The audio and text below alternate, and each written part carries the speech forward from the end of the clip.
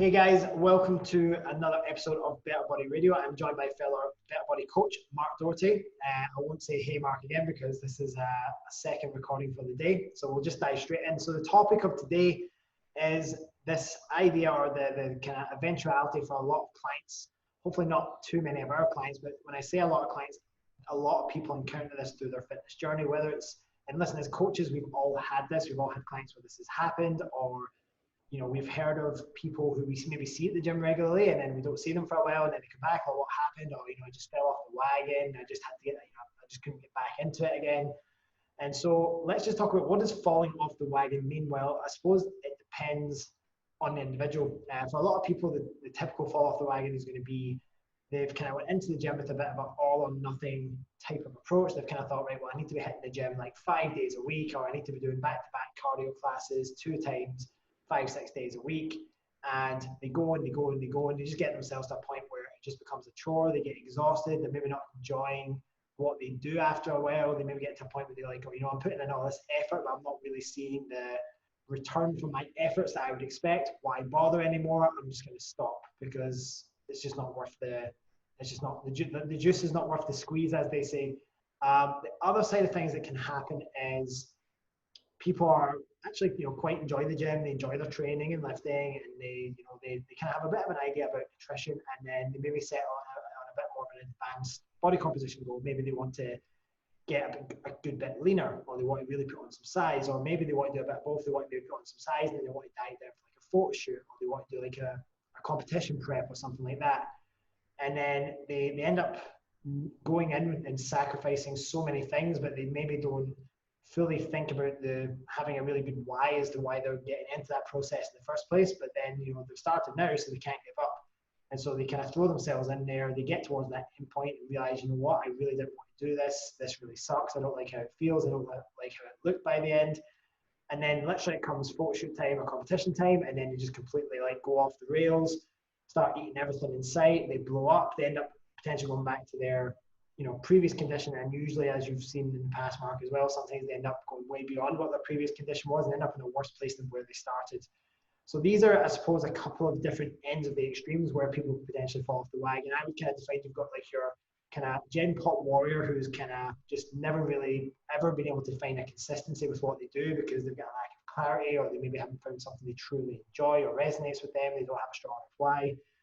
Or it could be your more advanced guys that they kind of get into a really advanced goal, but they're maybe not quite doing it for the right reasons or for themselves, or they just maybe haven't had the guidance, or they've had really poor guidance. So that would be the kind of two main scenarios. Mark, do you want to add to that?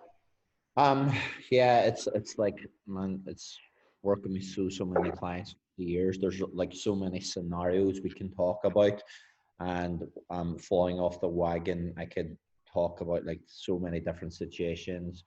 For example, if a client has what I call has a session, maybe Friday night, comes and eat away more than they think, and they think, oh God, I've binged, then I'm going backwards. It's human nature. Sometimes we all do it. It's not necessarily going backwards, having one episode. And I just tell clients, right, next day, back on same nutrition plan. Then you can have clients who you put so much effort into, and like no coach gets 100% results.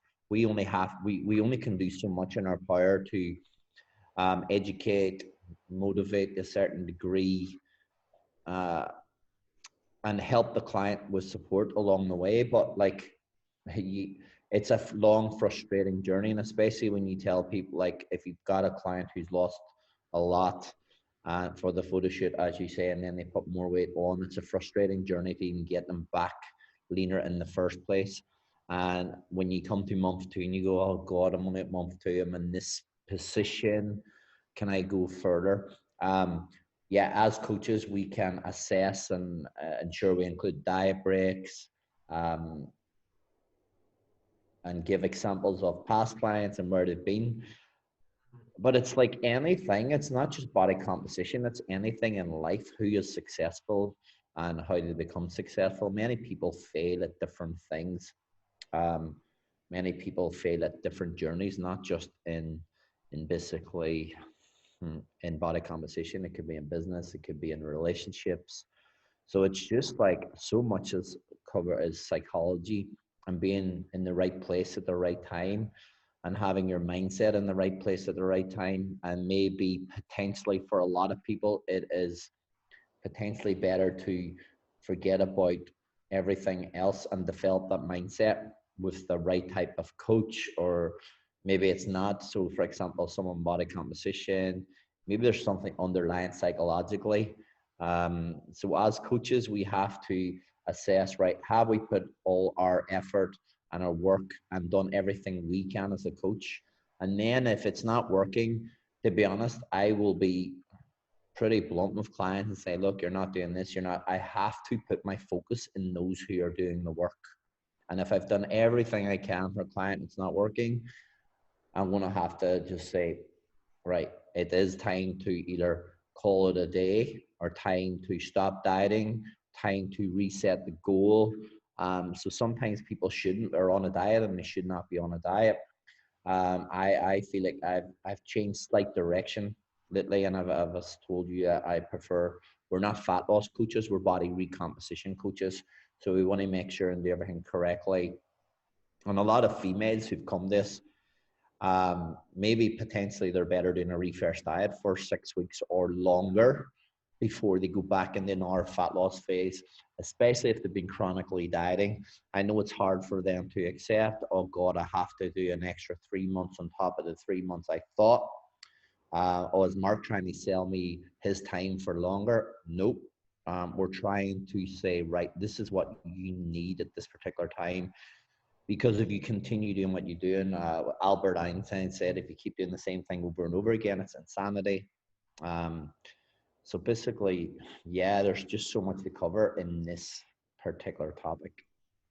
Yeah, and it's very multifaceted, isn't it? There's a lot of things that potentially are outside our scope. Like if someone has genuine eating disorder related issues, and you've got to work with someone who is qualified and capable of helping people through those sort of issues. And it can stem back from everything from adverse childhood events to a particular event or particular situations that trigger those behaviors. It can be a lot of things. And if you look at also what falling off the wagon means as well, though, like how many of us have had this where, you know, and it kind of works in two ways, where maybe a client is turning up to the gym every week, but they just can't quite nail the nutrition side of things. Like, oh, but I turn up and I train, and they nail that component of it, but it's the nutrition part that they seem to fall off the wagon on. And that's where sometimes as a coach, that can be potentially frustrating. And like you said, Mark, none of us have a 100% success rate for that very reason. It's just that there's some clients that sometimes it's just we're not in a position, or we don't have the tools to help them with exactly what they need help with.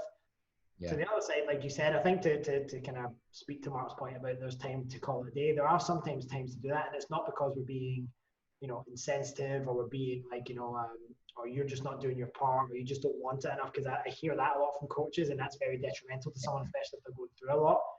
It's just like I said, and I've got a couple of clients where at the moment I'm actually meeting up with them this week to have this very conversation, because we've maybe been like 12 weeks down the line. There's been some progress, but it's been very minimal. There's been a lot of episodes and kind of going off track, and the mind, like when you hear the good old phrase, "Oh, my head's just not in the game," or "My head's not in it." And like you said, at that point in time, it just might be that like you desperately want to diet so bad to lose weight, but you know what? You have to diet from a position of strength, not from a position of panic or worry or anxiety. And so, if you're starting from a place where you're just so anxious to get the weight off that you're just trying to do things in an unsustainable way, even though in your, deep down in your hearts of hearts, you're just not really ready to go there yet, then, take the time to focus on something else. Like Mark said, maybe take the time to actually learn what it's like to just do maintenance super, super well. And like you said, Mark, as well, it's amazing when people do maintenance and it's filled with nutrient density, and it's filled with good habits, and it's filled with sleep and stress management and all those things, digestion. All of a sudden it's like, well, actually I'm getting so much more out of my maintenance calories than I used to, because my maintenance calories isn't made up of restricting chronically and then eating shit tons at night, or restricting through the week and binging at the weekend. I've actually now supported my body's function more balanced across the week.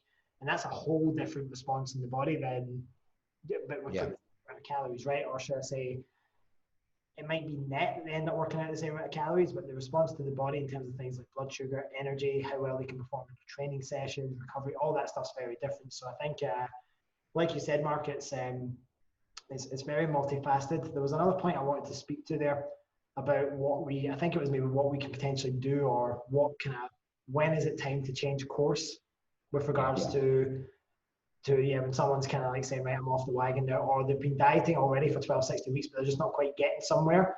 How would you go about, like, say, someone's like 12 weeks in, 16 weeks in, and then they're like, you know what, I'm just, my head's not in the game.